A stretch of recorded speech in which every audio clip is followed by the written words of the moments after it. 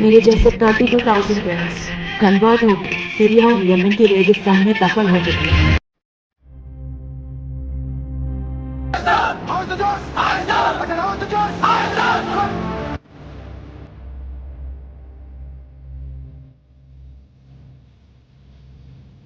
वो लोग हमेशा फ्रीडम ऑफ एक्सप्रेशन के झंडे लेकर के घूमते हैं।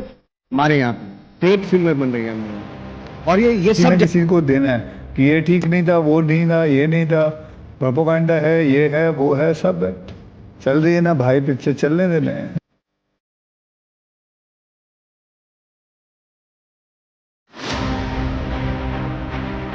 नमस्कार दोस्तों, आज आपका स्वागत है इंडिया इंटरकनेक्ट के एपिसोड में।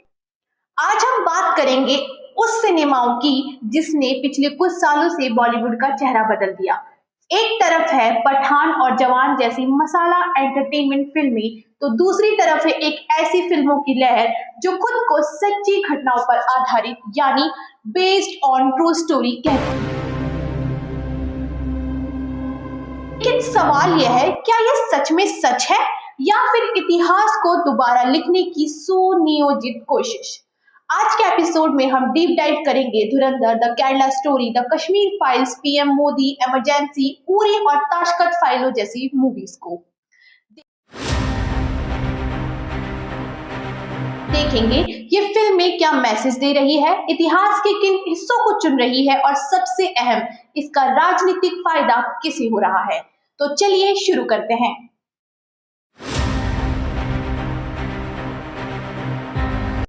इस नई लहर की शुरुआत करते हैं साल 2019 से। उस साल आई film Uri the surgical strike. Indian army ने जंग शुरू नहीं की थी, but we will bloody hell finish it. Yes sir. How is the जोश? High sir. How is the जोश? High sir. अच्छा, हाउ इज द जोश? High sir. फिल्म में दिखाया गया है कि कैसे 2016 में उरी अटैक के जवाब में भारतीय सेना ने पाकिस्तान के अंदर घुसकर आतंकी कैंप को ध्वस्त कर दिया। अब फिल्म को देखने वाले दर्शकों के मन में ये बात बैठ गई है कि क्या ये वास्तविकता है या नहीं।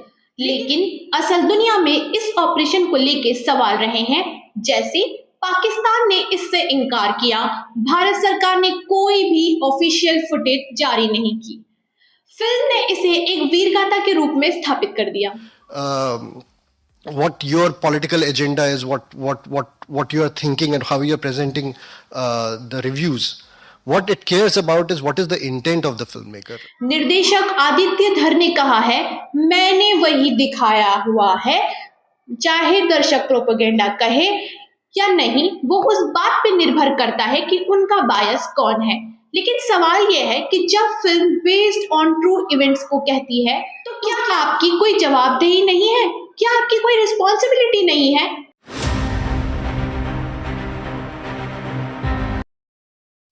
जख्म कभी हिलक हुए नहीं मैम। एग्जैक्टली। और जितने भी चेहरे आपने आसपास बिठाए हैं, मैं बड़ी कोशिश कर रहा हूँ इधर देखूं, उधर देखूं, ना देखूं। 2022 में आई द कश्मीर फाइल्स ने इस टेम्पलेट को एक नई दिशा दी। ये फिल्म कश्मीरी पंडितों के पलायन पर आधारित थी। फिल्म सुपर हिट रही, लेकिन आरोप लगे कि इससे इस्लाम को आतंकवादी धर्म के रूप में दिखाया है। एक अकादमिक थीसिस के मुताबिक इसे बीजेपी के राजनीतिक टूल की तरह दिखाया गया है। 2023 में आई द केरला स्टोरी और 2026 में आया इसका नया सीक्वल। ट्रेलर पर चेतावनी दी गई है, 25 साल में भारत इस्लामिक राष्ट्र बन जाएगा। इंशाअल्लाह अगले 25 साल में पूरा भारत एक इस्लामिक स्टेट होगा और पूरे भारत में शरिया लागू होगा। केरल सीएम पिनराई विजयन ने इसे झूठा प्रोपेगेंडा कहा। We have seen attempts to malign us through orchestrated hate campaigns like the Kerala story. But the real Kerala story is written in our communal harmony and our zero poverty villages.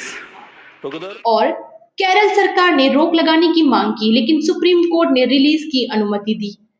इतना विवाद हुआ कि Wikipedia ने दोनों फिल्मों के page lock कर दिए हैं।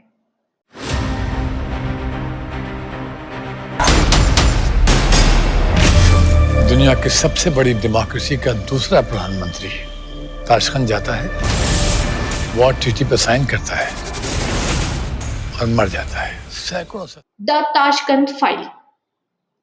ये फिल्म लाल बहादुर शास्त्री की रहस्यमय मौत पर आधारित है। विवेक अग्निहोत्री का कहना है ये दबाई गई सच्चाइयों की पड़ताल है। आलोचकों का कहना है बिना ठोस सबूत के कांग्रेस पर आरोप लगाए गए हैं।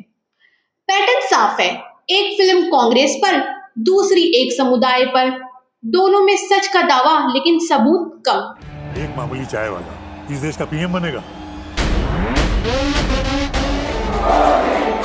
2019 में चुनाव के पहले आई पीएम नरेंद्र मोदी फिल्म। कांग्रेस ने कहा राजनीतिक प्रचार कहा गया, इलेक्शन कमीशन ने रिलीज टाल दी है।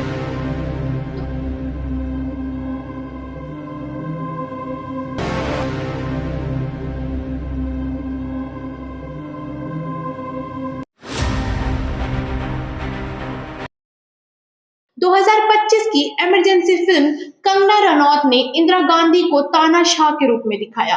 फिल्म बॉक्स ऑफिस पर खास नहीं चली, पर एक्टर राकेश बेदी ने कहा दर्शक सिनेमा में राजनीति पसंद नहीं करते।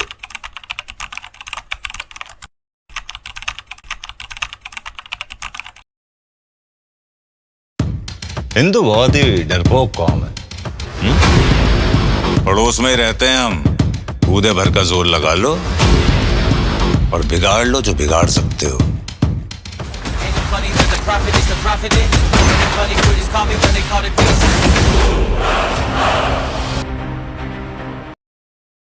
धुरंधर फ्रेंचाइज 2024 और 2026 स्पाई थ्रिलर, लेकिन इसमें नोटबंदी, पाकिस्तान की साजिश, राष्ट्रवाद और ध्रुव राठी ने इसे कहा है बीजेपी का सबसे महंगा चुनावी विज्ञापन।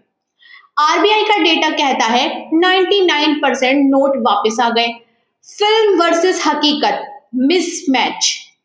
आलोचकों के अनुसार ये गैसलाइट है। फिल्मकार कहते हैं आदित्य धर हम वही दिखाते हैं जो हुआ।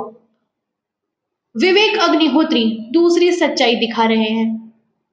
कंगना रनौत इतिहास के छुपे पन्ने खोल रही हूं। राकेश बेदी प्रोपेगेंडा फिल्म चलती नहीं। तो असलियत क्या है? सिनेमा हमेशा समाज का आईना रहा है, लेकिन जब आईना तय करने लगे कि क्या दिखाना है तो वो आईना नहीं प्रोजेक्टर बन के रह जाता है। ये फिल्में इतिहास को चुनती है, भावनाओं को भड़काती है, राजनीतिक फायदे के लिए इस्तेमाल की जाती है, लेकिन जब फिल्म सच का दावा करे, चुनाव से पहले रिलीज हो, विकिपीडिया पेज भी लॉक हो जाए, तो सिर्फ मनोरंजन नहीं रह जाता। फैक्ट और फिक्शन की लाइन धुंधली नहीं रहती, लेकिन उम्मीद है अगर कहानी में दम नहीं होगा तो दर्शक उसे रिजेक्ट कर देंगे। मैं देविका श्रीवास्तव आपसे विदा लेती हूँ। अगर एपिसोड पसंद आए तो लाइक, शेयर, सब्सक्राइब करना ना भूलें और अगले एपिसोड के लिए जुड़े रहिए हमारे साथ और देखते रहिए हमारा चैनल लोकमत। धन्यवाद।